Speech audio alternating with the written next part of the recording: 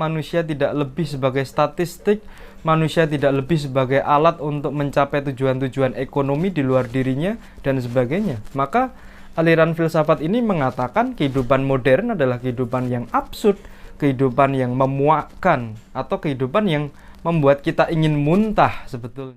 Setelah pencerahan Eropa, masyarakat Barat begitu mendewakan akal budi atau rasio, dan mereka sangat yakin bahwa akal budi ini atau rasio ini akan memecahkan segala persoalan hidup umat manusia di seluruh dunia. Pencerahan Eropa inilah yang juga menandai kita memasuki era modern atau era masyarakat modern. Nah, dalam modernitas ini, masyarakat begitu optimis bahwa segala sesuatu persoalan manusia itu akan dipecahkan oleh ilmu pengetahuan dan teknologi. Pertanyaannya kemudian, apakah betul seperti itu? Nah, kenyataannya tidak demikian. Ternyata kehidupan modern yang lahir dari pencerahan Eropa ini membawa masalah baru bagi manusia. Sebagai misal, ada seorang tokoh sosial bernama Ulrich Beck. Dia mengatakan bahwa kehidupan modern ini membuat kita sekarang hidup pada era rice society atau masyarakat beresiko. Artinya segala aktivitas kita, baik itu aktivitas produksi maupun konsumsi, itu selalu menyimpan resiko.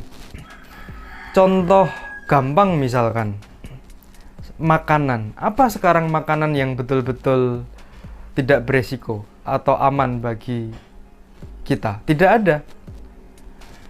Kultur modern melahirkan kultur instan yang akhirnya juga melahirkan makanan-makanan instan, dan inilah yang melahirkan banyak orang terkena penyakit kanker dan lain sejenisnya.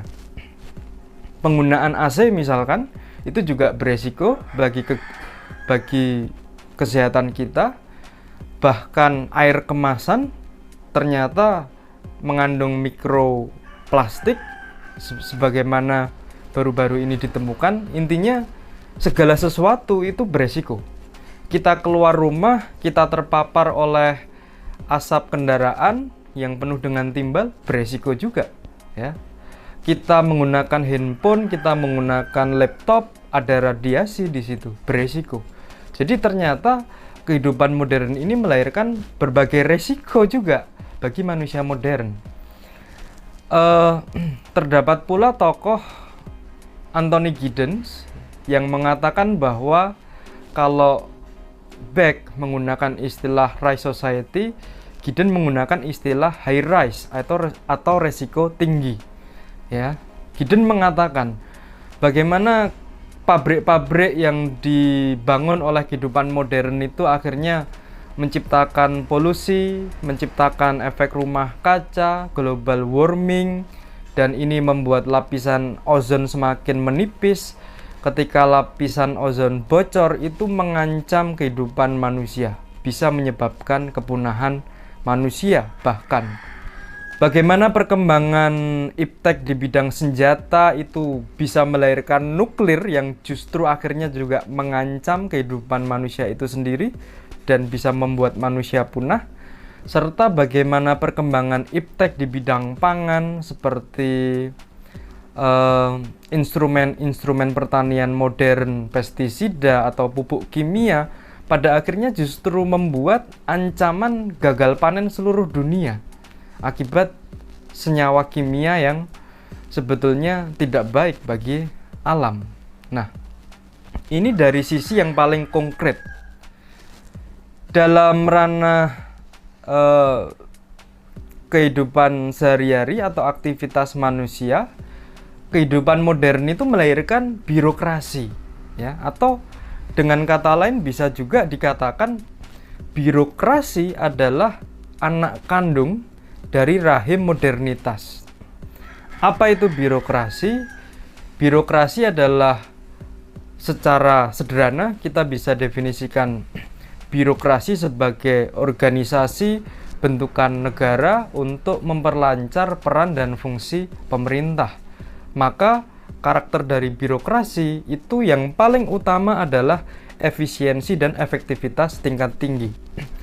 Tetapi sayangnya kemudian cara kerja birokrasi yang seperti itu diterapkan di hampir seluruh dimensi kehidupan manusia, ya.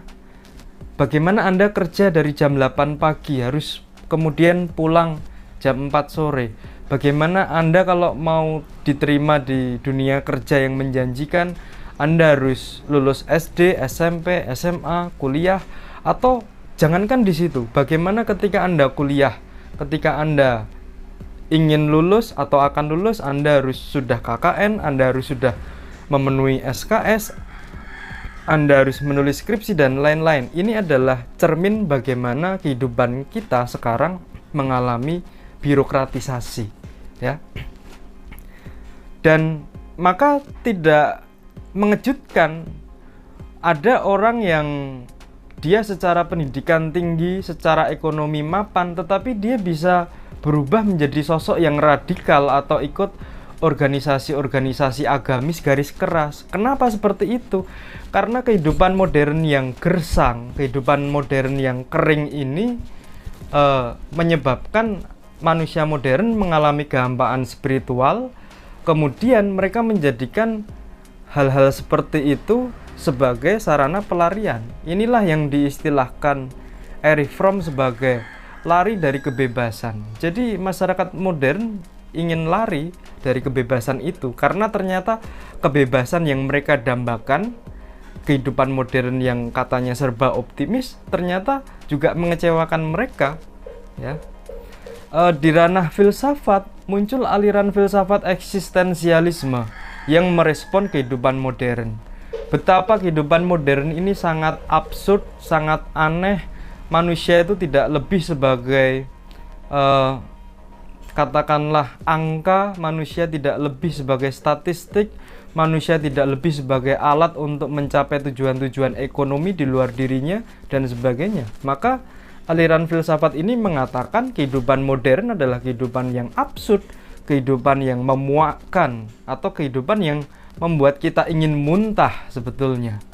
Nah, ternyata kehidupan modern pun menyimpan berbagai permasalahan.